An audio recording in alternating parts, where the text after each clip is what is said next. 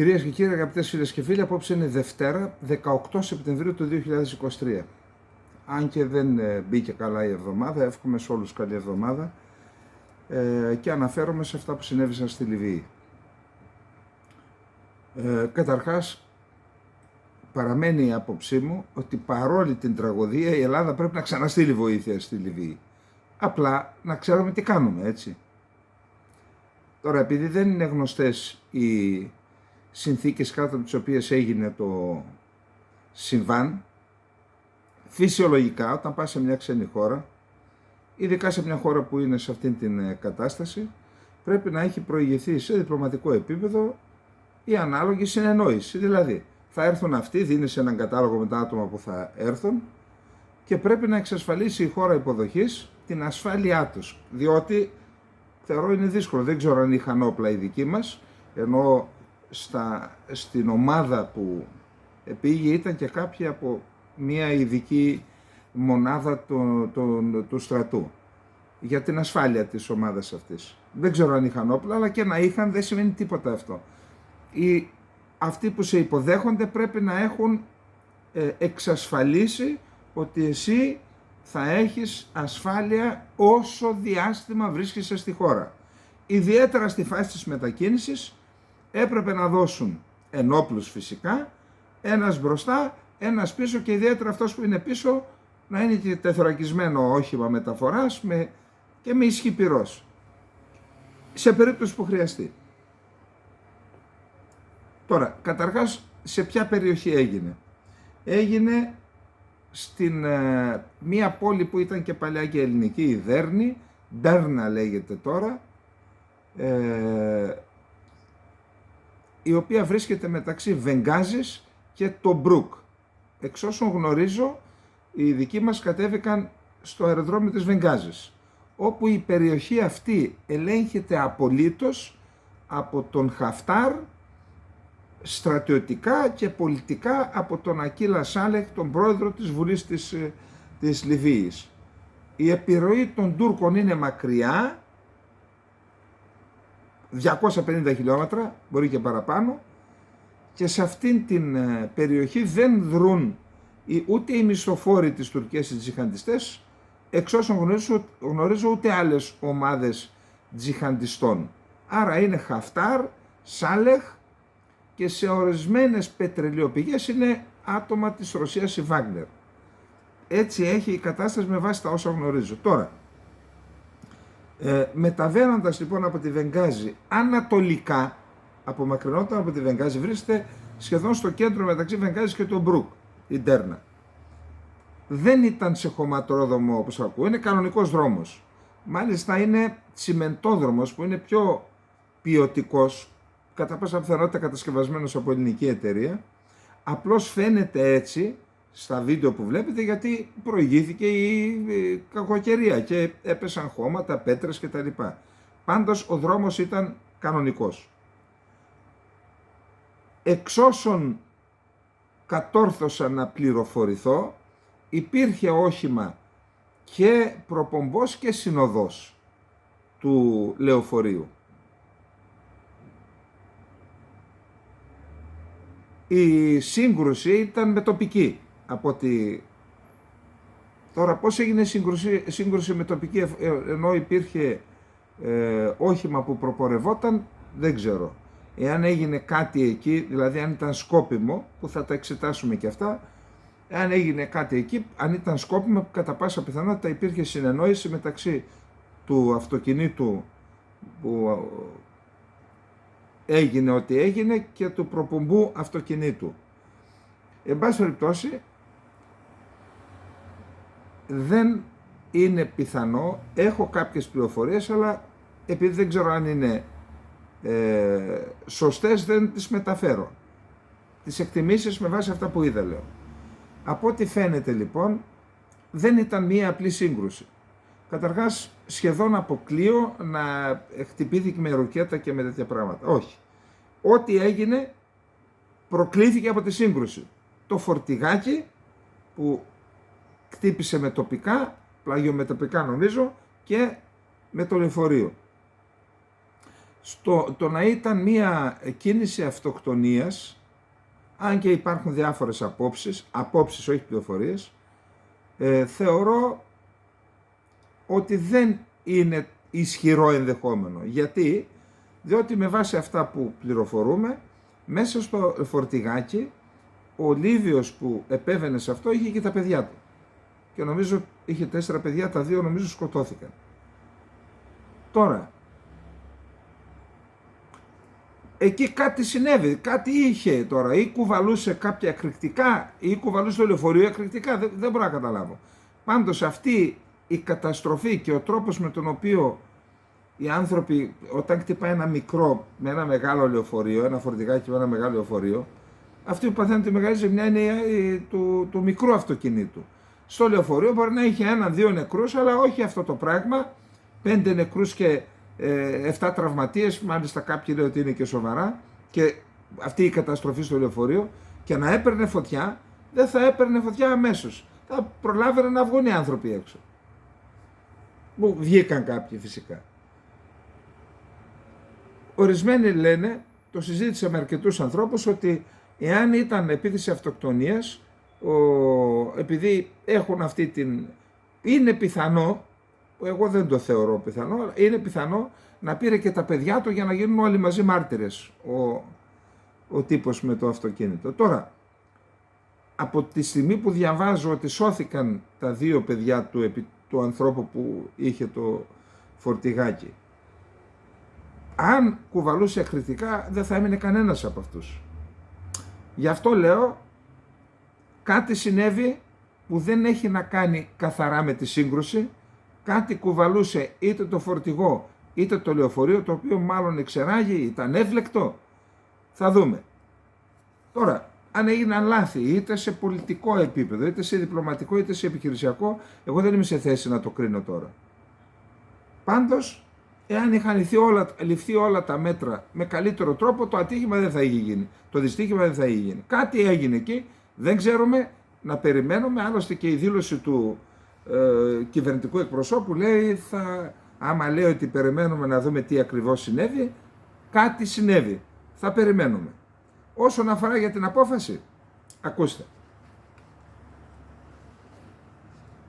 Αν έπαιρνα εγώ απόφαση, εγώ θα ξανά έστειλα σήμερα άλλη βοήθεια. Και θα σας εξηγήσω γιατί. Αυτό που συνέβη με την παρουσία της Τουρκίας στη Λιβύη, επειδή το παρακολούθησα πρωτού συμβεί, όλο το σχεδιασμό, συνέβη γιατί η Ελλάδα δεν έκανε αυτό που έκανε χθες. Να στείλει δηλαδή εγκαίρως να εμπλακεί στο λιβικό ζήτημα. Αφήσαμε την Τουρκία να κινηθεί, χωρίς αντίπαλο, χρησιμοποίησε και τον ελληνικό αέριο χώρο να μεταφέρει όπλα εκεί, γιατί αν έμπαινε ο Χαφτάρ στην Τρίπολη σήμερα δεν θα υπήρχε τουρκολιβικό μνημόνιο, τότε κοιμήθηκε η Ελλάδα. Όταν βλέπεις ότι ο άλλος σου ετοιμάζει τον τάφο σου, δεν κάθεσαι να τον παρακολουθείς, κάνεις και εσύ αντίστοιχες ενέργειες για να αποτρέψεις. Τι συνέβη και τι συμβαίνει λοιπόν? Και δεν κινδυνολογώ. Η υπογραφή του τουρκολιβικού μνημονίου, εάν δεν το ανατρέψουμε, που έπρεπε να το έχουμε ανατρέψουμε, Κατρούγκαλος και Δένδιας έχουν τεράστιες ευθύνες, και οι κυβερνήσεις Τσίπρα και Μητσοτάκη τότε, τεράστιες ευθύνες που το επέτρεψαν να συμβεί. Άκουσον. Απέλασαν τον Λίβιο πρέσβη επειδή υπεγράφει το τουρκολιβικό και δεν απέλασαν τον Τούρκο. Γι' αυτό φταίνε. Ο Τούρκος ήταν αυτός ο οποίος, οι άλλοι ήταν τα υποχειριά τους. Βαράς το σαμάρι και δεν βαράς το γάιδαρο.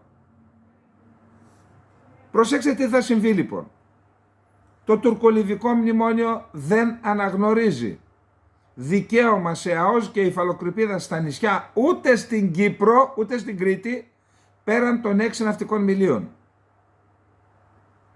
Η Τουρκία 2 φορές έμπρακτα επί του πεδίου υπερασπίστηκε την ισχύ του τουρκολιβικού μνημονίου, το οποίο λένε οι δικοί μας ότι εμείς το ακυρώσαμε με το ελληνοαιγυπτιακό που και εκείνο δώσαμε για να υπογραφεί. Υποτίθεται ότι θα το εξωτερώναμε.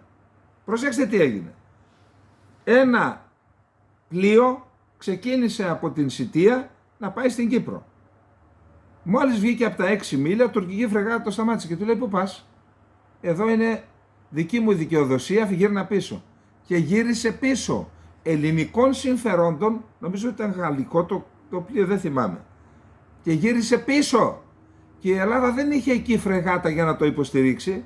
Και γύρισε πίσω, που σημαίνει ότι το τουρκολιβικό μνημόνιο de facto η Τουρκία είναι αποφασισμένη να το επιβάλλει de facto ακόμα και με την ισχύ των όπλων.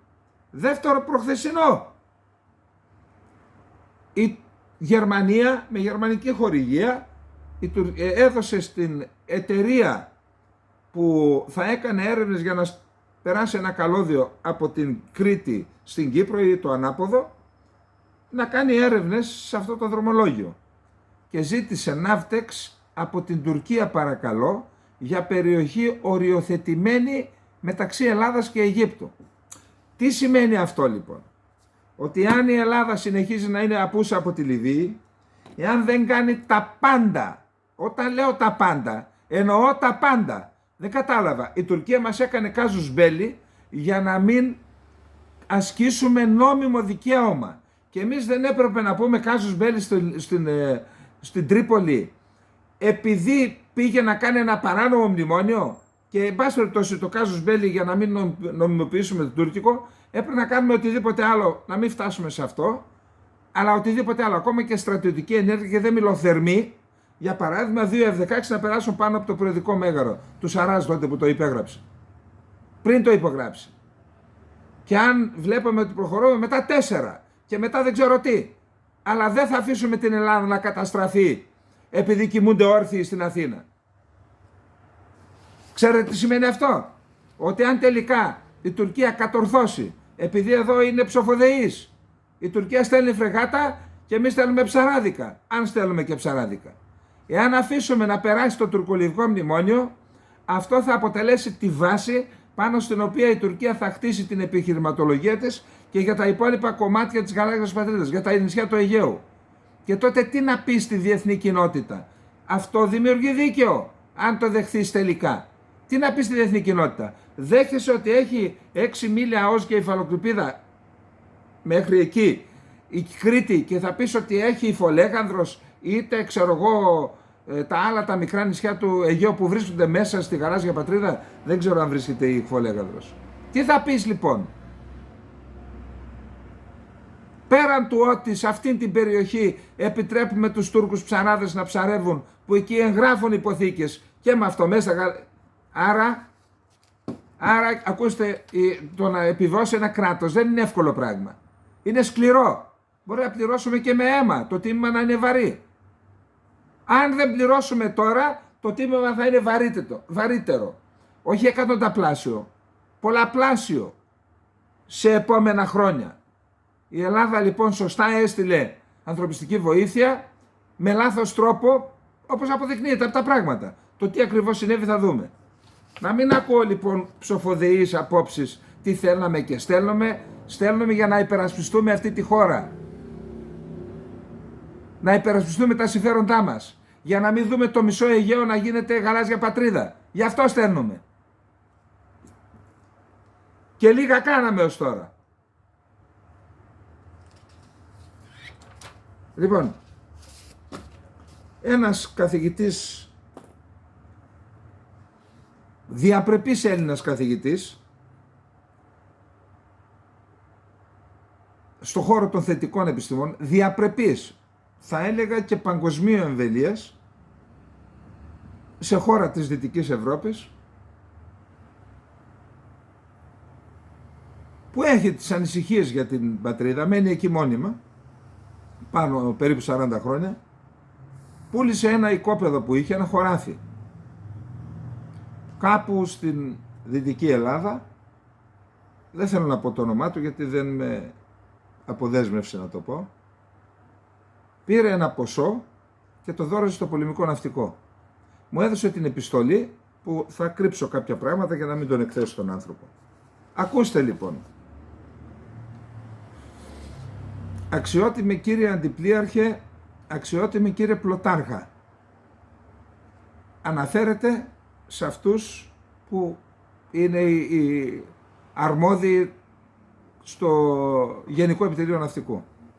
Επιθυμώ να προσφέρω μία δωρεάν αξίας 30.000 ευρώ στο πολεμικό μας ναυτικών.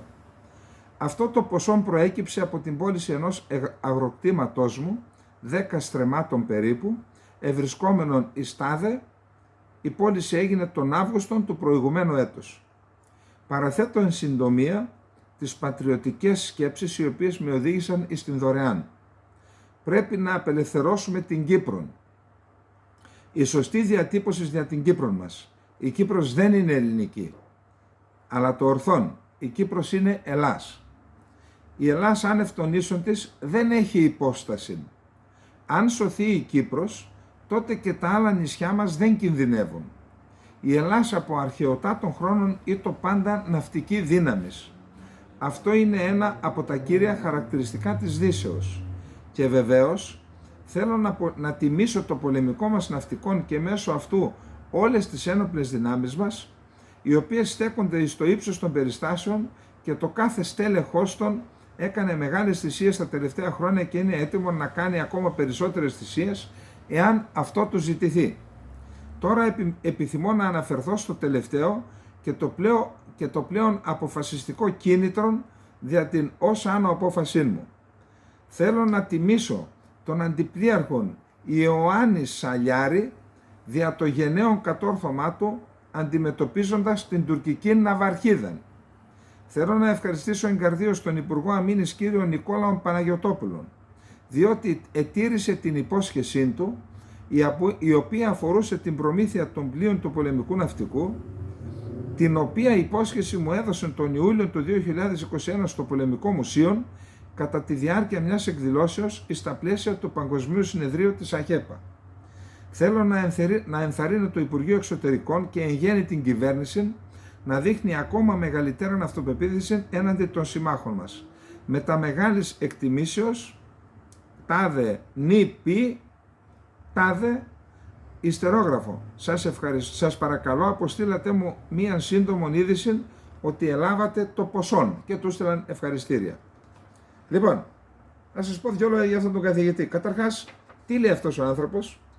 Απελευθέρωση της Κύπρου, επαναλαμβάνω, μαθηματικός, τώρα έδωσα και μια παραπάνω πληροφορία. Παγκόσμιας εμβέλειας, σε συνέδρια διεθνή της μαθηματικής σκέψης και επιστήμης, είναι κορυφαίος. Τα έχω δει. Αυτός ο άνθρωπος λοιπόν, που είναι καθιερωμένος, που δεν έχει κανένα θέμα με την Ελλάδα, ούτε συμφέροντα εδώ, αλλού είναι τα συμφέροντά του. Κοιτάξτε τι λέει. Απελευθέρωση της Κύπρου, ο Σαλιάρης με συγκίνησε που στάθηκε όρθιος, δεν είναι ψοφοδεής όπως μας συνήθισαν τόσα χρόνια με σκυμμένο το κεφάλι, να σκύβουμε στον οποιονδήποτε τη χάρπαστο, όπως έγινε προχθές με τον αφάδη τον Ουκρανό, σε όλους να σκύβουμε το κεφάλι. Και ευχαριστεί και τον Παναγιωτόπουλο που έκανε πράξη την υπόσχεσή του και πήρε της Μπελαρά. Μπορεί κάποιος, γιατί κακιντρεχοί στην Ελλάδα υπάρχουν, να πει «Α, τι είναι αυτός που γράφει έτσι». Εγώ λέει δεν είχα σχέση με τη γλώσσα, εγώ λέει μαθηματικός είμαι. Μια φορά ένας Κινέζος επιστήμονας μαθηματικός μου άνοιξε τα μάτια για τη γλώσσα, για την ελληνική γλώσσα και μου είπε τι είναι η ελληνική γλώσσα, πόσο μεγάλη σημασία έχει για την ανάπτυξη του νου και της σκέψης αλλά και της ψυχής, και τότε λέει ανακάλυψα και ανακαλύπτω κάθε μέρα την αξία της ελληνικής γλώσσας. Εγκατέλειψα το μονοτενικό, ξαναγύρισα λέει στο πολυτονικό και κολυμπάω μέσα στα απέραντα πελάγη του θησαυρού που λέγεται ελληνική γλώσσα. Αυτό για μήπως κάποιος το πάει και ιδεολογικά, καμία σχέση.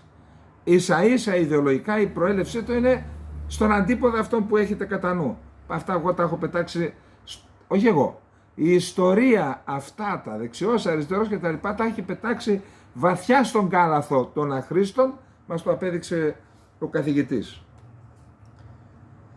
Λοιπόν, αυτά αγαπητοί φίλοι για τη Λιβύη, Αυτά για την αγάπη για την πατρίδα που είναι άδολη.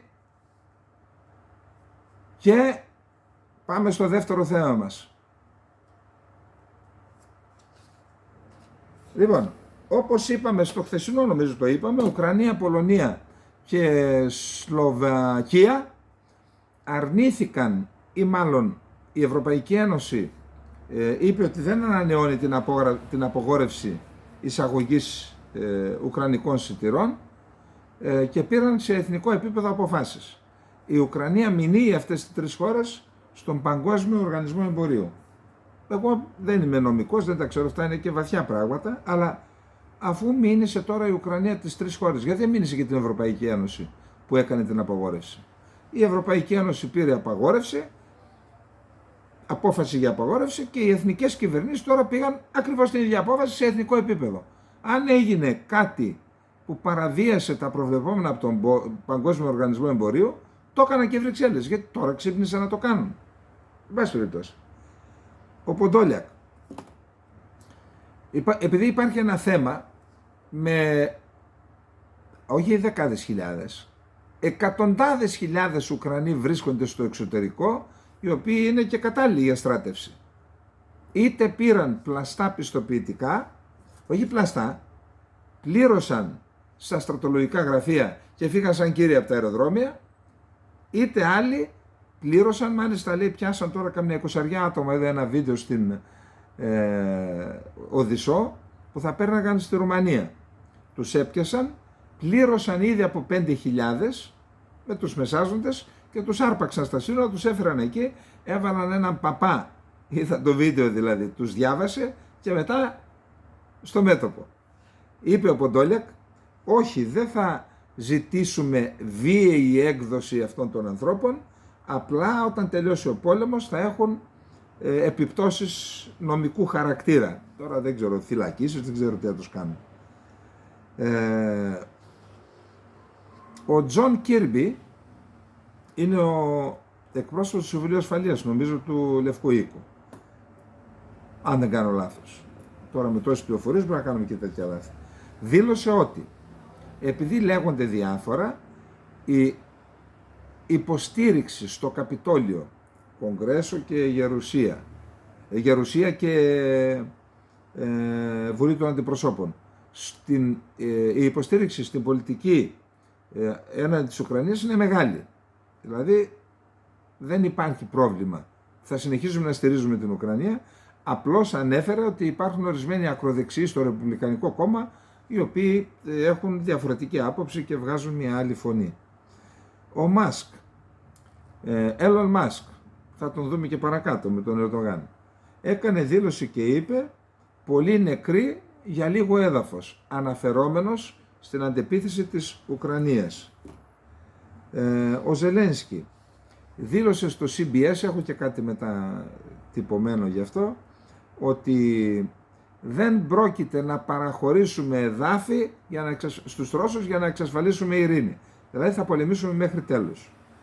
Επίσης, πέταξε σήμερα ο Ζελένσκι Κίεβο πάνω από τον αέριο χώρο της Πολωνίας, είδατε πορεία το αεροπλάνο του, της Γερμανίας, βγήκε στον Ατλαντικό και ύπταται προς Ουάσιγκτον, όπου πρώτα θα δει τον Biden, θα δει, δεν ξέρω αν γίνει πρώτο ή δεύτερο αυτό για να μην... Πάντως μπορεί να πετάει για Νέα Υόρκη, δεν το ξέρω. Πάντως θα συναντηθεί και με τον Biden, θα γίνει δεκτός στο Λευκό Οίκο και θα συναντηθεί και με κάποιους γερουσιαστές στη Γερουσία. Γερμανοί βουλευτές έστειλαν επιστολή στο Σόλτς, έχει ξαναγίνει αυτό με τα άρματα, και του λένε να μην στείλει τους Τάουρους στη Ρωσία. Το επιχείρημά τους είναι το εξής, θα σας το πω. Λέει, άμα τους στείλεις και πέσει γερμανικός πύραυλος σε ρωσικό έδαφος, τότε θα έχει πρόβλημα η Γερμανία. Αυτό διάβασα, δεν ξέρω τι θα γίνει. Εκτιμώ ότι αν πιεστεί η Γερμανία από τις ΗΠΑ θα τους δώσει τους Τάουρους. Για όσους δεν το γνωρίζουν, είναι καινούργοι στο κανάλι, Τάουρους είναι η αντίστοιχη, είναι πύραυλοι αέρος εδάφους, εκτοξεύονται από αεροπλάνα και έχουν βελληνικές μέχρι 500 χιλιόμετρα. Συζητούσαν να μειώσουν, να κάνουν τεχνικές επεμβάσεις στους πυράβλους και να μειώσουν το βελληνικές και να τους δώσουν. Τώρα δεν ξέρω τι ακριβώς έγινε. Μαρκ Μίλεϊ, ο αρχηγός των ενόπλων δυνάμεων των ΗΠΑ. Μπορώ να σας πω ότι θα χρειαστεί πολύς χρόνος για να απομακρυνθούν στρατιωτικά τα ρωσικά στρατεύματα που ξεπερνούν τους 200.000 από τα κατεχόμενα εδάφη της Ουκρανίας. Αυτός είναι ένας πύχης που είναι πολύ ψηλά και θα πάρει πολύ χρόνο. Τώρα αυτά λέγονται λίγο πριν πατήσει το έδαφος των ΗΠΑ ο Ζελένσκι. Έχουν κάποια σκοπιμότητα, έτσι.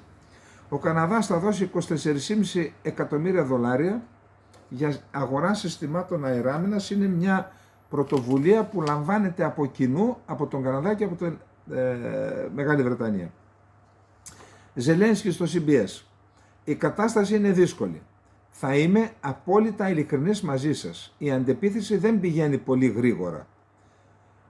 Την ίδια στιγμή, ο επικεφαλής της Διεύθυνσης Πληροφοριών των Στρατιωτικών Πληροφοριών, ο Μπουντάνοφ, σε συνέντευξή του στο Economist, είπε ότι γνωρίζουμε ότι δεν θα τελειώσουμε τον πόλεμο με μια παρέλαση νίκης στη Μόσχα. Γιατί αυτά τα λέγαν παλιά, θα κάνω διακοπές το καλοκαίρι του 23, θα κάνανε στις ακτές της Κριμαίας, λέγανε. Λοιπόν, η Ουκρανία έχει 6 υφυπουργούς άμυνας, δηλαδή ο καθένας σε κάποιο τομέα. Θυμάστε ότι πριν από 10 μέρες ο Ζελένσκι αποφάσισε να αποκεφαλίσει πολιτικό το τρόπο, όχι φυσικό τον τρόπο, τον Ρεζνίκοφ, τον προηγούμενο Υπουργό Άμυνας, και έβαλε αυτόν τον Τάταρο, πράκτορας της Τουρκίας, κανονικός, έτσι. Τώρα, ο Ρεζνίκοφ είχε μπει στη λίστα, πώς λέει το τραγούδι της Δημητρίου, μπήκες μόνος σου στη μαύρη λίστα. Είχε μπει στη λίστα αυτός όταν είχε επισκεφτεί ο διοικητής της CIA πριν από μήνες και του έδωσε λίστα, μπορεί να ήταν και το όνομα του Ζελένσκι μέσα, με όλους όσους κλέβουν λεφτά των Αμερικανών φορολογουμένων, έτσι. Τέλος πάντων, έφυγε ο Ρεζνίκοφ γιατί φαίνεται κρατούσε ο ένας τον άλλον και τώρα διώχνουν και τους 6 υφυπουργούς άμυνας. Από ό,τι διάβασα έκαναν συμβάσεις και έβαζαν, προσέξτε, εντάξει, και εδώ κάνουν, 8πλάσιες τιμές για κάποια πράγματα που έπαιρναν από την Τουρκία για το στρατό, προμήθειες του στρατού.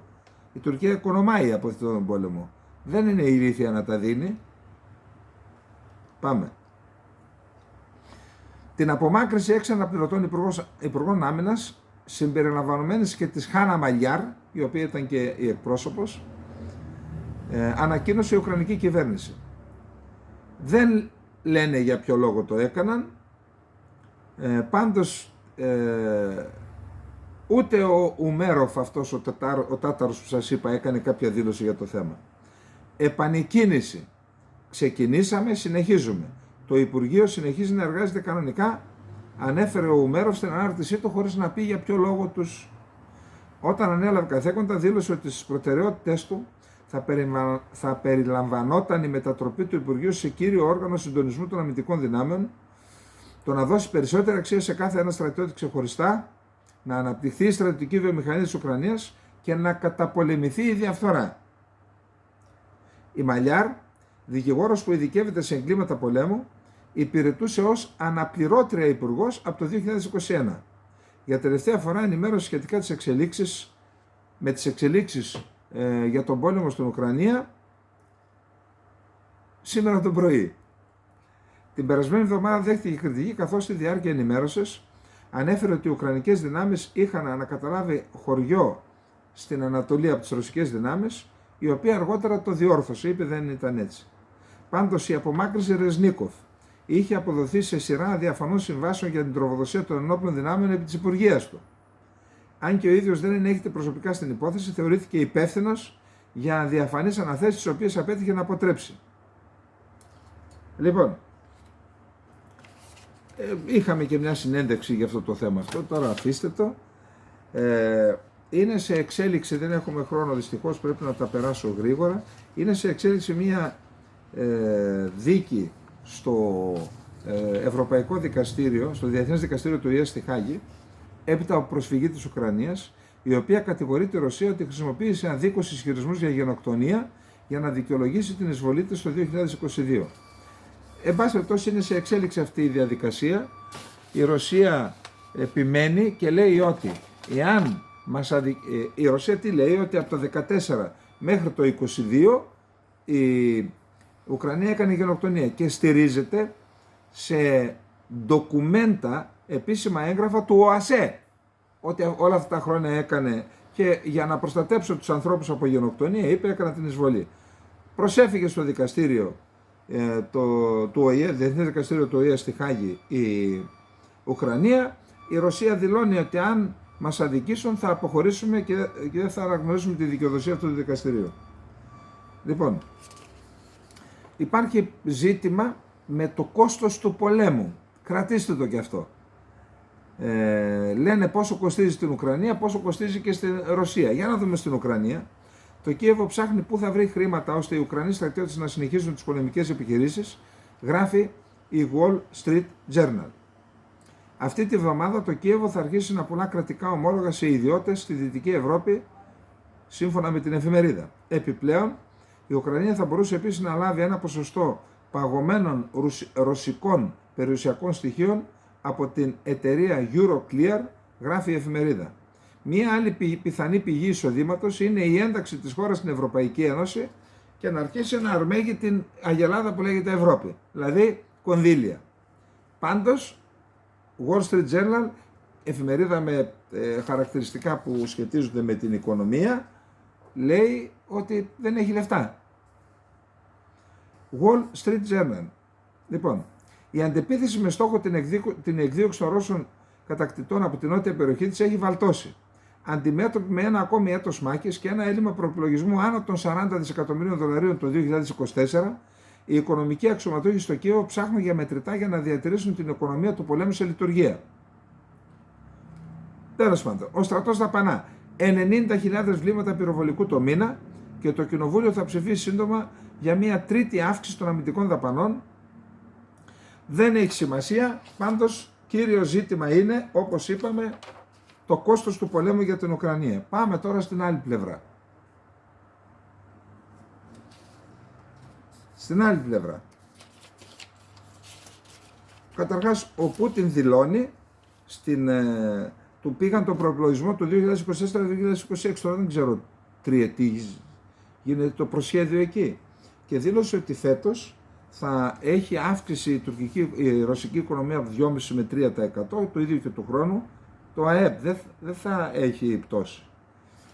Το Forbes σε ρεπορτάζ του είναι ξεκάθαρο. Το Κρεμλίνο φέρεται να έχει ήδη δώσει 24 δισεκατομμύρια ευρώ για να αποζημιώσει οικογένειες νεκρών στρατιωτών.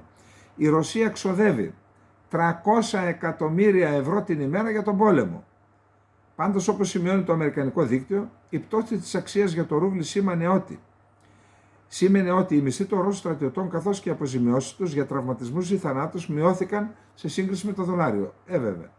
Συγκεκριμένα η Ρωσία ξοδεύει σχεδόν 300 εκατομμύρια ευρώ την ημέρα για τον πόλεμο, σύμφωνα με έρευνα του Forbes. Μόλις 1,5 χρόνο μετά την εισβολή των στρατευμάτων της Ρωσικής Ομοσπονδίας στην Ουκρανία, το Κρεμλίνο έχει ήδη ξοδέψει περισσότερα από 156 δισεκατομμύρια ευρώ για τον πόλεμο και κάνει μια ανάλυση παρακάτω, μην την πούμε τώρα, δεν έχουμε και χρόνο είπαμε, αλλά η Ρωσία έχει άλλες δυνατότητες, ήδη τώρα κάναν μια συμφωνία με τη Σαουδική Αραβία, πάει για 100 δολάρια το πετρέλαιο, το βαρέλι, έτσι ακόμα και να μειωθούν οι ποσότητες που πουλάει αυξάνονται τα έσοδα, άρα άλλες δυνατότητες έχει η Ρωσία αυτόνομα να συνεχίσει τον πόλεμο και περιορισμένες δυνατότητες έχει η Ουκρανία. Πρέπει από εδώ και από εκεί να ζητιανεύει για να συνεχίσει τον πόλεμο. Προσέξτε, για να μην να ξέρουμε τι ακριβώς συμβαίνει. Κάτω από αυτές τις συνθήκες, ο τρόπος με τον οποίο πολεμούν οι Ουκρανοί, πραγματικά τώρα φέρνω τη θέση μου να ήμουν διοικητής της τετάγματος της ταξιαρχίας εκεί και να παίρνουν στρατιώτες οι οποίοι ξέρουν τι γίνεται πίσω τους με την οικονομική κατάσταση, διαβάζουν, οι άνθρωποι τώρα όλοι έχουν κάτι και διαβάζουν, ξέρουν ότι απέναντι έχουν έναν εχθρό πυρηνική δύναμη, οικονομική δύναμη που στέκει στα πόδια της σε σχέση με την Ουκρανία, ο συσχετισμός δυνάμεων πυροβολικού αεροπορίας υπέρ του αντιπάλου και παρόλα αυτά πολεμούν και έχουν και επιθετικότητα. Τα είπαμε αυτά. Τι θέλω να πω, ότι ο στρατός και οι ένοπλες δυνάμεις της Ουκρανίας αντικειμενικά διακρίνονται από γενναιότητα που δεν ξέρω αν υπάρχει σε πολλές χώρες του κόσμου τώρα. Έτσι. Και οι Ρώσοι από την πλευρά τους και αυτοί πολεμάνε δυνατά, δεν λέω. Αλλά αυτό το ηθικό πώς να το κρατήσεις όρθιο και ζωντανό να πολεμήσει όταν υπάρχουν όλα αυτά τα προβλήματα. Και διαβάζεις, λέει ο άλλος, εσύ τι είναι, του χρόνου δεν θα έχουμε τίποτα. Πώς να πας να πολεμήσεις και να πεθάνεις στην ουσία, γιατί οι απώλειες είναι συνταρακτικές. Και στις δύο πλευρές, πιο πολύ όμως ο επιτιθέμενος, ξέρετε, έτσι. Ένα MiG-31 στην Αρκτική, εκεί κοντά στη θάλασσα του Μπάρεντς, πάνω από την Νορβηγία,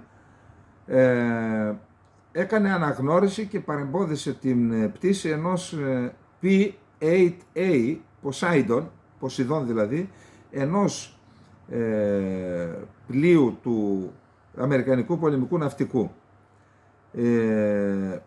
Έχουμε εκλογές στη Σλοβακία. Εκεί υπάρχει το κόμμα ΣΜΕΡ, το οποίο φαίνεται ότι έχει δυναμική και μάλιστα είναι πιθανό να συμμετέχει στην κυβέρνηση. Ο πρόεδρος του, ο Ρόμπερτ Φίκο, είπε εάν εγώ υποχρεωθούν κάποιο κόμμα να κάνει μαζί μου κυβέρνηση, αν συμμετέχω στην κυβέρνηση, δεν πρόκειται να ξαναδώσω ούτε μία σφαίρα στην Ουκρανία.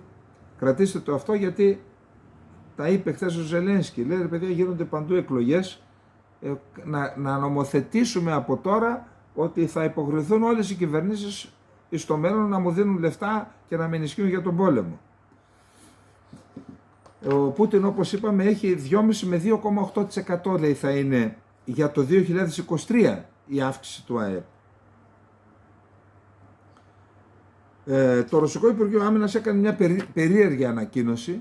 Είπε, κτυπήσαμε με μη επανδρομένα αεροσκάφη και με πυράβλους Cruise αποθήκες πυρομαχικών όπου φυλάσσονται Storm Shadow οι Βρετανικοί, αυτοί οι οποίοι σύμφωνα με το Forbes κατέστρεψαν 2 συστοιχίες πυράβλων S-400 στην Κριμαία.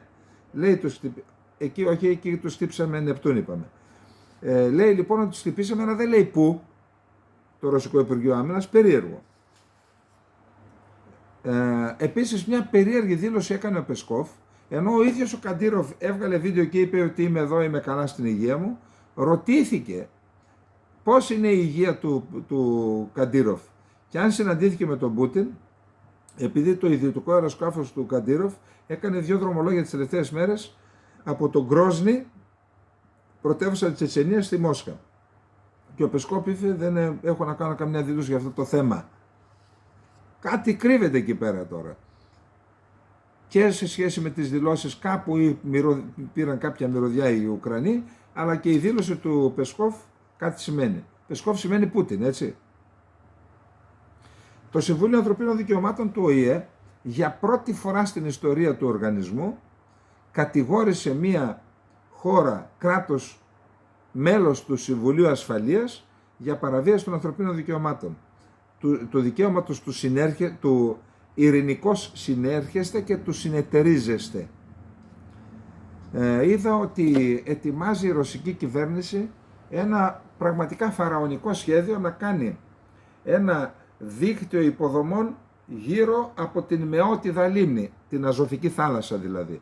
Οδικοί άξονες και σιδηροδρομικοί άξονες. Γύρω-γύρω, ένα τεράστιο φαραωνικό σχέδιο που σημαίνει ότι αν είχαν σκοπό να φύγουν από εκείνα τα εδάφη, δεν θα έκαναν αυτό το σχέδιο, ούτε θα έδιναν δισεκατομμύρια για την ανοικοδόμηση πόλεων που έχουν κατακτήσει, όπως στη Μαριούπολη. Βλέπω κάτι βίντεο, έχουν δισεκατομμύρια ρίξαν εκεί. Δείχνουν επίσης ρωσικοί λογαριασμοί στο διαδίκτυο τους Αζέρους να συγκεντρώνουν συνεχώς στρατεύματα στο έδαφος στα σύνορα με την Αρμενία, και είδα και αεροπλάνο πάλι σε ρώσικο λογαριασμό να μεταφέρει, λέει ο λογαριασμός ο ρώσικος, όπλα και οπλικά συστήματα από το Πακιστάν στο Αζερβαϊτζάν. Ακούτε τα. Υπουργείο Εξωτερικών Υπουργείο Μετανάστευσης Κερίδης και ο Πρωθυπουργός. Ο ΙΠΑΜ της Βόρειας Κορέας έκανε πραγματικά μια τρομερή δήλωση. Και τι είπε? Λέει, η φιλία μας θα συνεχιστεί σε στρατιωτικό τομέα και θα υποστηρίξουμε σε όλους τους τομείς τη Ρωσία. Και κάτι σημαίνει και αυτό, έτσι, κάτι συμφωνήθηκε. Λοιπόν, τελευταία δήλωση. Έγινε ένα περιστατικό στη Συρία μεταξύ Ρωσίας και Αμερικής. Η ρωσική άποψη, την αμερικανική δεν την είδα πουθενά. Αμερικανικό μη επανδρωμένο αεροσκάφος πλησίασε επικίνδυνα ένα ρωσικό Σουχόι 35 στις 16 Σεπτεμβρίου 11.05 π.Μ. σε ύψος περίπου 6.700 μέτρων. Σημειώθηκε επικίνδυνη προσέγγιση μεταξύ ντρόν ΜΚ-9 του συνασπισμού και το αεροσκάφος Σουχόι 35 των ρωσικών αεροδιαστημικών δυνάμεων, το οποίο εκτελούσε σχεδιασμένη πτήση κατά μήκος των βορείων συνόρων της Συρίας με την Τουρκία. Ο Ρώσος πιλότος, επιδεικνύοντας υψηλό βαθμό επαγγελματισμού, έλαβε έγκαιρα τα απαραίτητα μέτρα για να αποτρέψει τη σύγκρουση. Δήλωσε ο υποναύαρχος Βαντίμ Κουλίτ, αναπληρωτής επικεφαλής του Ρωσικού Κέντρου Συμφιλίωσης των Αντιμαχωμένων Μερών στη Συρία. Ο Κουλίτ ανακοίνωσε ότι ο συνασπισμός παραβίασε το πρωτόκολλο αποσύγκρουσης στον αέριο χώρο της Συρίας. 5 παραβιάσεις ενός ζεύγους μαχητικών F-35, ενός ζεύγους μαχητικών F-16 και ενός ντρόν πολλαπλών χρήσεων MK-1C καταγράφηκαν στην περιοχή Al-Tanf, πρόσθεσε. Είχαμε δηλαδή κι άλλα, λένε. Λοιπόν, πάμε τώρα, αφού τελειώσαμε με αυτά, πάμε στα γρήγορα.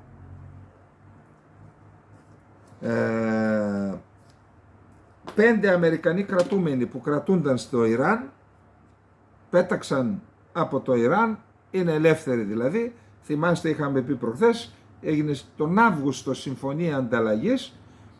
5 Αμερικανοί από το Ιράν, 5 Ιρανοί από την Αμερική θα απελευθερωθούν και η Αμερική απελευθέρωσε κεφάλαια 6 δισεκατομμυρίων δολαρίων που ήταν σε κορεατική τράπεζα, τα στέλνει σε τράπεζα που έχει τον έλεγχο η Αμερική στο Κατάρ, όχι δεσμευμένα, για να γίνονται αγορές ανθρωπιστικών προϊόντων που δεν υπόκεινται σε κυρώσεις αμερικανικές. Είναι μια είδηση αυτή. Λοιπόν,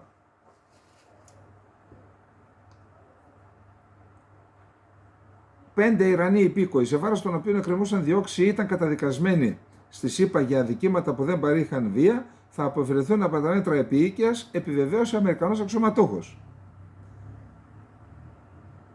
Λέει, οι 5 Αμερικανοί που ήταν κρατούμενοι στο Ιράν, μαζί με 2 γυναίκες μέλη των οικογενειών τους, έφυγαν από το Ιράν στο πλαίσιο της ανταλλαγής κρατουμένων, που συμφώνησαν Ουάσιγκτον και Τεχεράνη. Σήμερα φύγαν αυτοί. Τώρα είπε θα φύγουν και οι Ιρανοί. Ο ίδιος αξιωματούχος δήλωσε ότι ο Αμερικανός ότι αυτή η ανταλλαγή κρατουμένων που θεωρείται πολιτικά επικίνδυνη για τον πρόεδρο Biden θα συνοδεύεται από κυρώσεις κατά του Ιρανικού Υπουργείου Πληροφοριών καθώς και κατά του πρώην Προέδρου του Αχμαντινεζάν. Δηλαδή λέει αυτό είναι ένα μήνυμα στους Ισραηλινούς. Λοιπόν, αυτά σημαντικό θέμα. Πάλι στην Αμερική είμαστε. Τραμπ, η Ουκρανία χάνει έναν πόλεμο τον οποίο θα μπορούσε να αποφύγει. Θα επιδιώξω ειρηνευτική συμφωνία. Τα ειδησιογραφικά μέσα δεν γράφουν πλέον για τον πόλεμο. Αυτό σημαίνει ότι η Ουκρανία χάνει, είπε ο πρώην ένικος του Λευκού Οίκου. Η Ουκρανία χάνει σε μια σύγκρουση με τη Ρωσία, την οποία θα μπορούσε να είχε αποφύγει, είπε ο Τραμπ σε συνέντευξη στο NBC News χθες Κυριακή 17 Σεπτεμβρίου. Τα ειδησιογραφικά μέσα δεν γράφουν πλέον για τον πόλεμο. Αυτό σημαίνει ότι η Ουκρανία χάνει. Πρόσθεσε ότι η περίφημη αντεπίθεση των Ουκρανικών όπλων δυνάμεων δεν έγινε ποτέ. Εξέφρασε τη βεβαιότητα ότι το Κίεβο θα μπορούσε αρχικά να αποφύγει τη σύγκρουση, συμφωνώντας να αναγνωρίσει την απώλεια μέρους των εδαφών. Τώρα κανείς δεν ξέρει καν αν η Ουκρανία θα αποκτήσει εθνική κυριαρχία, είπε. Λοιπόν, αυτά από την Αμερική. Πάμε τώρα στις σχέσεις Ρωσίας-Κίνας. Έχουμε και εκεί με τη Γερμανία κάτι. Η Μπέρμποκ δεν ξέρω τι είχε πιει τίποτα ή δεν είχε πιει αυτό που πρέπει και... Πάμε να δούμε τώρα. Ο Υπουργός Εξωτερικών της Κίνας, ο Γουάνγκ, ξεκινά σήμερα τετραήμερη επίσκεψη στη Ρωσία, κατά τη διάρκεια της οποίας οι δύο χώρες αναμένεται να δεσμευτούν για την οικοδόμηση βαθύτερης σχέσης εμπιστοσύνης. Το ταξίδι του Γουάνγκ, Υπουργού Εξωτερικών, ερμηνεύεται ως προπαρασκευαστικό μιας επίσκεψης ορόσημου του Πούτιν στο Πεκίνο μετά από μερικές εβδομάδες, τον Οκτώβριο. Ο Γουάνγκ, ο οποίος ηγείται του Υπουργείου Εξωτερικών καθώς και του Γραφείου Εξωτερικών, έχει διπλό ρόλο. Το Γραφείο Εξωτερικών Υποθέσεων του Κομμουνιστικού Κόμματος της Κίνας είναι ισχυρότερη θέση από τον ΙΠΕΞ και τις δυο τις κατέχει από τότε που πέταξαν το γη. Που είναι αυτός ο άνθρωπος άραγε?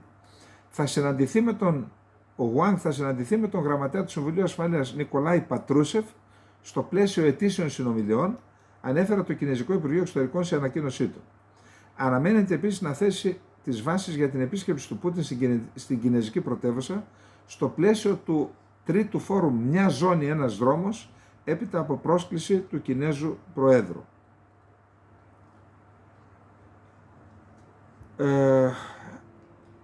Ο Γουάνγκ είχε επισκεφθεί τη Ρωσία και το Φεβρουάριο, την παραμονή της πρώτης επετείου από την εισβολή. Η επίσκεψη πυροδότησε τότε ανησυχίες της ΗΠΑ, οι οποίες κατηγόρησαν τις δύο χώρες ότι μοιράζονται όραμα για τον επαναπροσδιορισμό των συνόρων με τη βία. Ο Γουάνγκ βρισκόταν το Σαββατοκύριακο στη Μάλτα, όπου είχε πολύωρες, προσέξτε, επικοδομητικές συνομιλίες με τον Σύμβουλο Εθνικής Ασφάλειας του Λευκού Οίκου Τζέικ Σάλιβαν. Οι συνομιλίες ήταν οι τελευταίες σε σειρά συναντήσεων υψηλού επίπεδου μεταξύ Αμερικανών και Κινέζων. Δεν έχουμε πληροφορίες γι' αυτό, αλλά στην εξωτερική πολιτική, στις διεθνείς σχέσεις και οι συμβολισμοί έχουν σημασία. Δηλαδή, βλέπει πρώτα και έχουν συνομιλίες σοβαρές τον Τζέικ Σάλιβαν ο Κινέζος και μετά ο Κινέζος πάει να δει τον Ρώσο. Ασφαλώς και υπάρχει το θέμα της επίσκεψης Πούτιν στο Πεκίνο. Μήπως όμως σχετίζεται κάτι με την Ουκρανία, επειδή η Κίνα είχε αναλάβει την πρωτοβουλία και αυτή τη στιγμή κατά την άποψή μου είναι πιο σοβαρή, η πιο ισχυρή δηλαδή, γιατί η Κίνα είναι, δεν είναι το Βατικανό ούτε η Βραζιλία, η Κίνα. Μήπως λοιπόν αυτή η συνάντηση εκεί έχει σχέση, κομίζει κάτι, κανένα μήνυμα του Biden στον Πούτιν, δεν ξέρω. Λοιπόν, πάμε στο επόμενο θέμα μας γρήγορα. Μένουμε λίγο σε αυτό. Η Γερμανίδα Υπουργός Εξωτερικών, η κυρία Αναλένα Μπέρμποκ, είχε αποκαλέσει προχθές τον Κινέζο πρόεδρο, τον Σι Τζίνπινγκ, δικτάτορα. Μετά από αυτό, η Κίνα διαμαρτυρήθηκε στη Γερμανία, ανακοίνωσε σήμερα το Κινέζικο Υπουργείο Εξωτερικών, αποκαλώντας τον χαρακτηρισμό παράλογο και ανοιχτή πολιτική πρόκληση.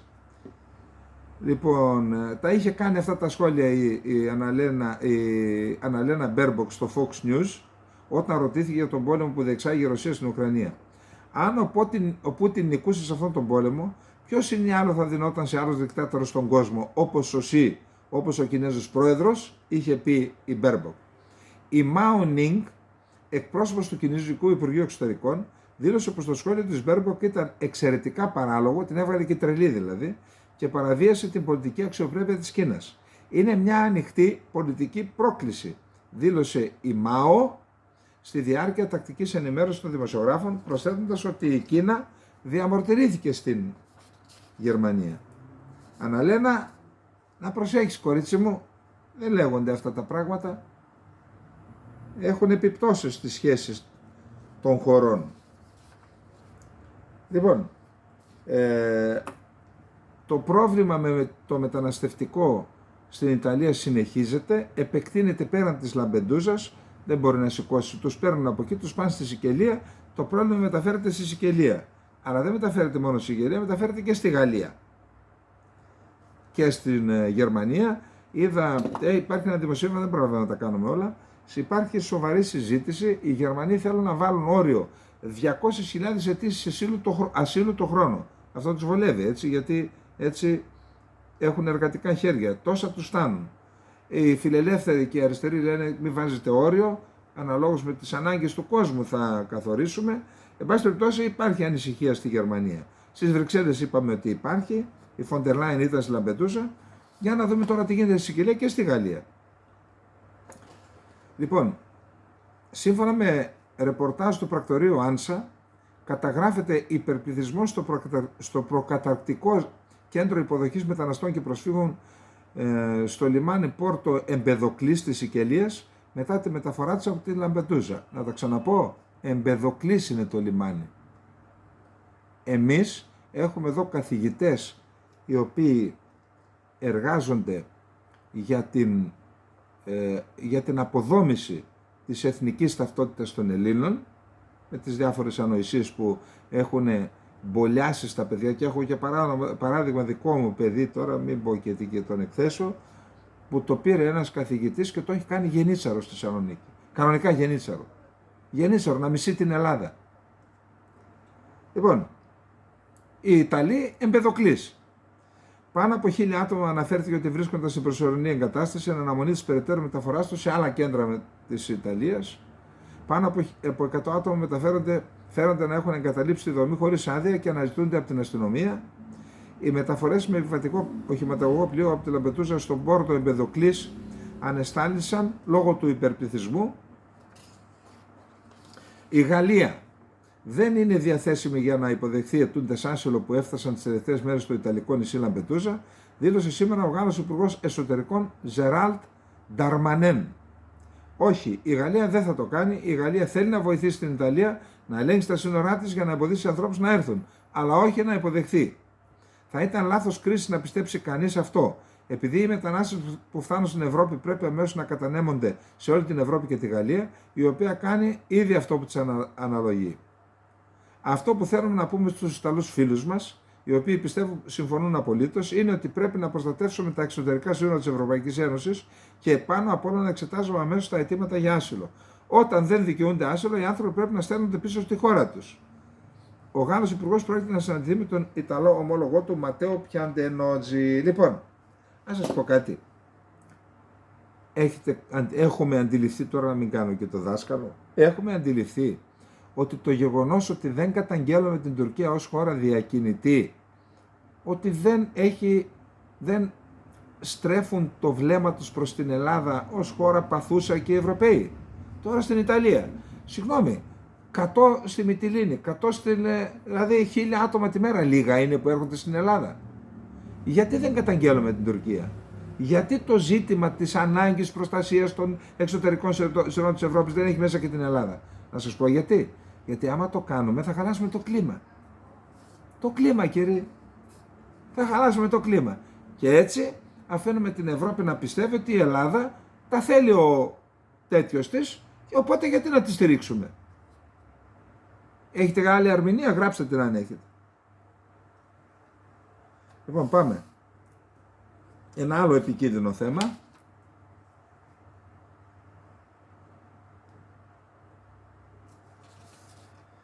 Ο Biden θέλει το Συμβούλιο Ασφαλείας του ΟΗΕ να αλλάξει δομή, να διευρυνθεί. Ήρθε η ώρα να δούμε την αρχιτεκτονική του Συμβουλίου Ασφαλείας του ΟΗΕ. Πιστεύουμε ότι πρέπει να είναι πιο περιεκτική η σύνθεσή του. Δήλωσε ο συντονιστής στρατηγικών επικοινωνιών του Συμβουλίου Ασφαλείας του Λευκού Οίκου, Τζον Κίρμπι, σε συνέντευξή του στην Daily Telegraph. Σύμφωνα με τον Κίρμπι, στην ομιλία του στον ΟΗΕ, ο Biden θα υποστηρίξει τη διεύρυνση του Συμβουλίου Ασφαλείας. Οι ΗΠΑ υποστηρίζουν να δοθεί στην Ινδία το καθεστώς του μονίμου μέλους, και επιπλέον οι ΗΠΑ θα ήθελαν να δουν τη Γερμανία και την Ιαπωνία σε μια μεταρρυθμισμένη επιτροπή εποπτείας.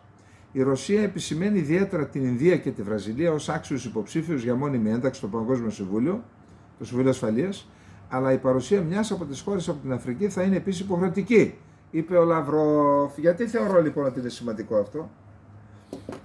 Ο Ερντογάν το έθεσε πιο μπροστά από αυτούς. Σας το έχω πει.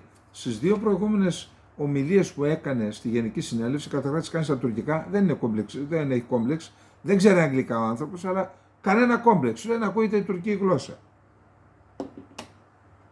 Να ακούγεται και η ελληνική γλώσσα. Γιατί να μην ακούγεται? Ας βάλουν τα ακουστικά γιατί σας ακούνε. Τι κάνουμε, επίδειξη αγγλομάθειας?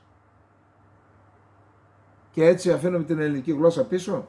Εν πάση περιπτώσει, ο Ερντογάν είπε πρέπει να διευρυνθεί και πρέπει να εκπροσωπηθεί ο μουσουλμανικός κόσμος. Και ο μουσουλμανικός κόσμος είμαι εγώ. Λετά σε μουά. Έτσι, είμαι εγώ ο μουσουλμανικός κόσμος. Εάν λοιπόν ανοίξει αυτός ο χορός της διεύρυνσης και η Τουρκία κατορθώσει να γίνει μέλος στο Συμβούλιο Ασφαλείας στο ΟΗΕ μόνιμο, αντιλαμβάνεστε τι σημαίνει αυτό για την Ελλάδα, έτσι. Πάμε τώρα στο άλλο θέμα. Γρήγορο ήταν αυτό, αλλά είναι πιστεύω σημαντικό. Πάμε. Δεν θα υπάρξουν χαμένοι στην ειρηνευτική διαδικασία της Ουκρανίας, δήλωσε ο Ερντογάν χθες Κυριακή στη διάρκεια ομιλίας του σε δείπνο που παρέθεσε η Τουρκοαμερικανική Εθνική Διοικούσα Επιτροπή στη Νέα Υόρκη. Έχουμε σημειώσει πολλές διπλωματικές επιτυχίες.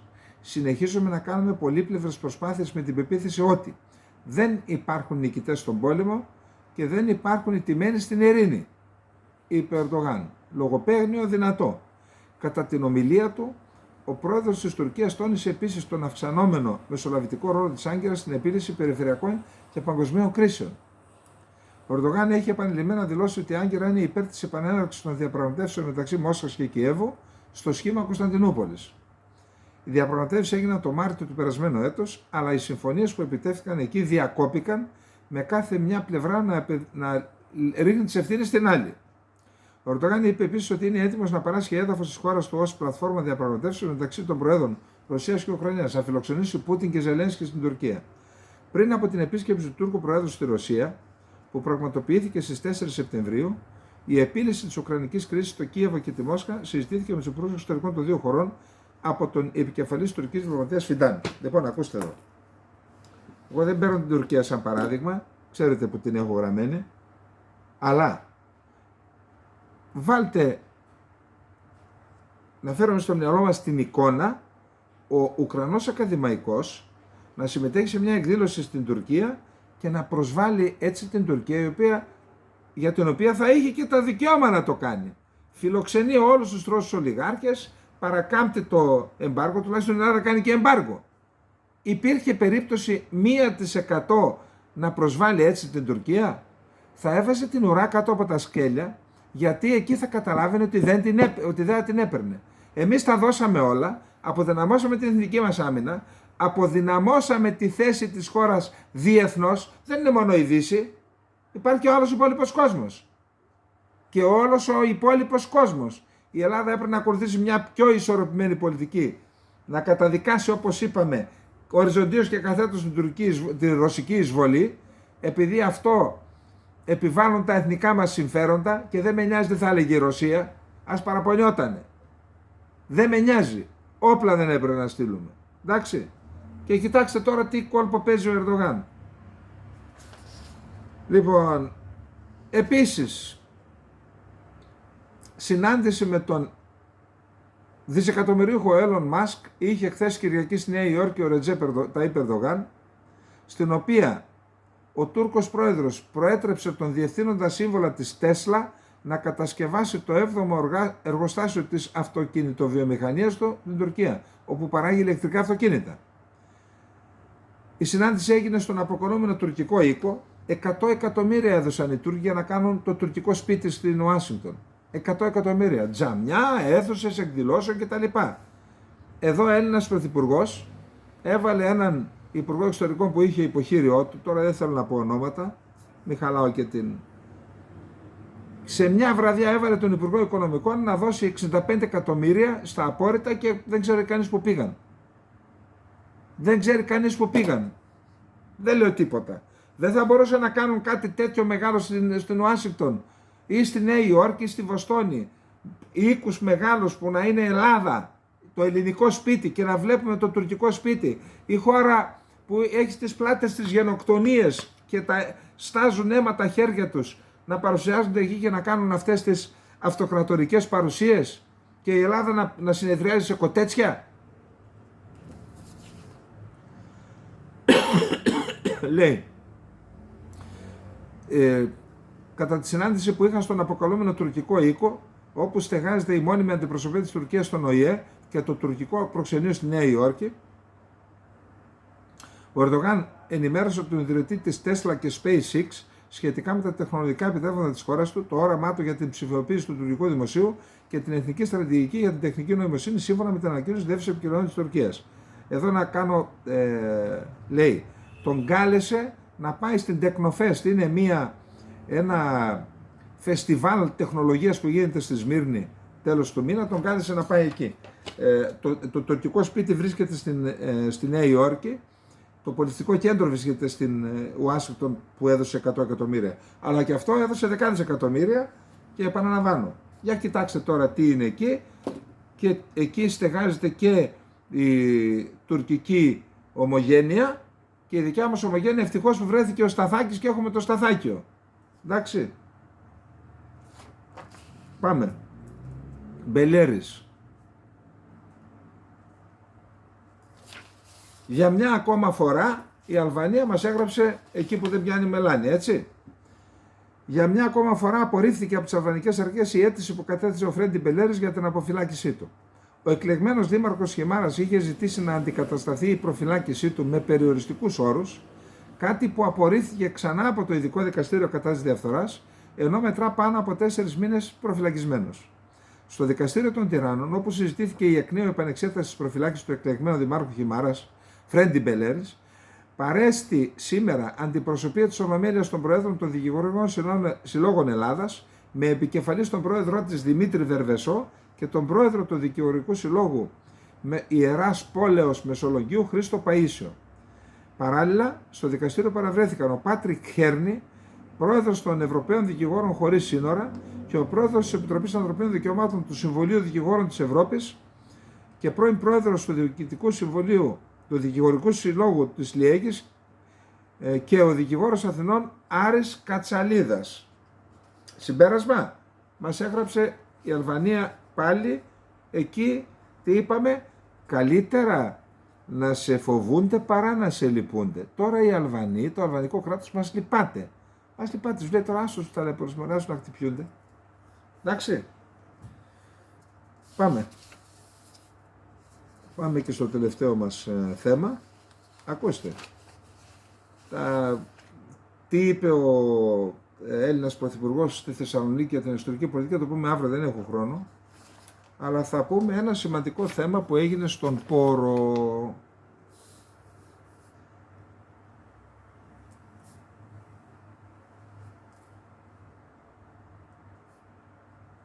Λοιπόν, στον Πόρο έχει το πολεμικό ναυτικό κάποιες εγκαταστάσεις. Τι είχαμε πει προχθές και βάλαμε και τίτλο σε εκπομπή. Ζήτημα εθνικής ασφάλειας. Η παρουσία, ανεξέλεγκτη παρουσία Τούρκων στην Ελλάδα. Τούρκων πολιτών, παίρνουν άσυλα, δεν ξέρω τι. Θα δούμε αυτούς που συνέλαβαν στον Πόρο τι έγινε. Λοιπόν, 2 Τούρκοι, ακούστε θράσος, πήρανε ντρόν και πέταξαν πάνω από τη βάση του πολεμικού ναυτικού στον Πόρο.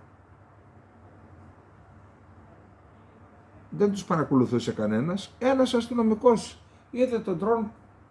Καταρχάς, γιατί δεν έχει σε μόνιμη βάση η ναυτική βάση εκεί ένα αντι-drone σύστημα, να μην επιτρέπει τα drone να πετάνε εκεί γύρω? Γιατί δεν το κάνουν? Σας πληροφορώ ότι το κόστος είναι ελάχιστο σε σχέση με την προσφορά, την εθνική προσφορά. Την προσφορά σε θέμα εθνικής ασφάλειας. Γιατί δεν το κάνουν σε όλες τις βάσεις? Να μην μπορούν να πετάνε drone. Τώρα πια αυτοί οι διάολοι μιλάμε για απίστευτη ευκολία να κάνεις κατασκοπία με αυτά. Ένας αστυνομικός, μπράβο, να σας πω κάτι. Εγώ αυτόν τον άνθρωπο θα τον έδινα το ανώτερο μετάλλιο που υπάρχει. Είδε το drone και άρχισαν να ψάχνουν πιο σχετί και βρήκαν 2 τύπους σε ένα ξενοδοχείο. Τώρα δεν θέλω να πω τι επιχειρησιακό λάθος έκαναν οι Τούρκοι και τους δίνω και ιδέες, άστο.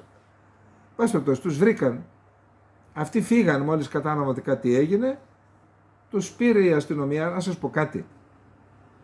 Η ελληνική αστυνομία όταν πάρει εντολή πραγματικά κάνει θαύματα. Τους άρπαξαν στην Μονεμβασιά. Τώρα ανέλαβε η υπηρεσία πληροφοριών. Ελάτε εδώ πουλάκια μου. Ποιοι είστε, τι είστε, πώς σε λένε, τα τηλεφωνάκια σας, με ποιους μιλάτε, ποιος σας έδωσε εντολή. Ερωτώ λοιπόν, υπάρχει περίπτωση σε καιρό μορατόριουμ, τώρα δεν ξέρω τι άλλη λέξη να χρησιμοποιήσω, που τα δικά μας τα ντουρντουβάκια λέγαμε στις αίρες, το πίστεψαν και βάλουν και 4 καθηγητές να μας κάνουν να πιστέψουμε κι εμείς. ότι ξέρω εγώ πάμε σε μορατόριουμ. Υπάρχει περίπτωση αυτοί οι δύο να έρθουν στην Ελλάδα να κάνουν κατασκοπία σε σοβαρότατη βάση. Αυτά γίνονται για να έρθουν μετά οι πύραυλοι και να τα διαλύσουν όλα, έτσι. Χωρίς εντολή του Φιντάν και του αλουνού του Καλίν. Ούτε μία στο 3.000.000. Άρα, τι συμβαίνει εδώ πέρα? Μας αποκοιμίζουν για να μας πάρουν όλα τα μυστικά. Τη μια σκοτώνουν 6 ανθρώπους με άνθρωπο της ΜΥΤ εμπλεκόμενο, με συμμορία που ελέγχεται από το τουρκικό κράτος, κάνουν επιχείρηση με 6 νεκρούς και τώρα έρχονται και κάνουν αυτή την επιχείρηση και μούγκα, κανένας τίποτα. Πού είναι οι 4 καθηγητές να μας πούνε τώρα τι σημαίνει αυτό? Ή αυτή είναι μόνο για υψηλή πολιτική και... Δεν ξέρω που θα κρυφτείτε όταν αποκαλυφθεί η πραγματικότητα. Όλοι εσείς που κάνετε προπαγάνδα στον ελληνικό λαό.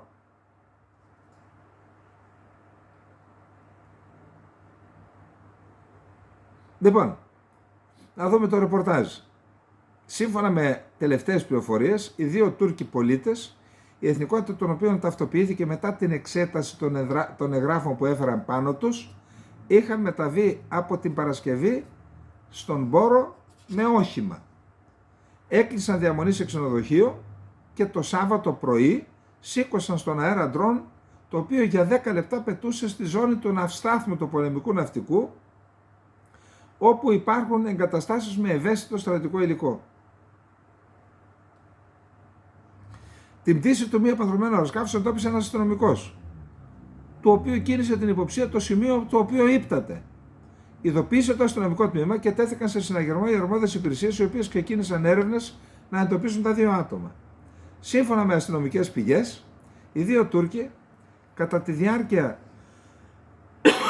της ολιγοήμερης παραμονής τους στον Πόρο, είχαν σηκώσει ντρόν κι άλλη φορά και κατέγραφαν τις εγκαταστάσεις του πολεμικού ναυτικού που υπάρχουν στο νησί.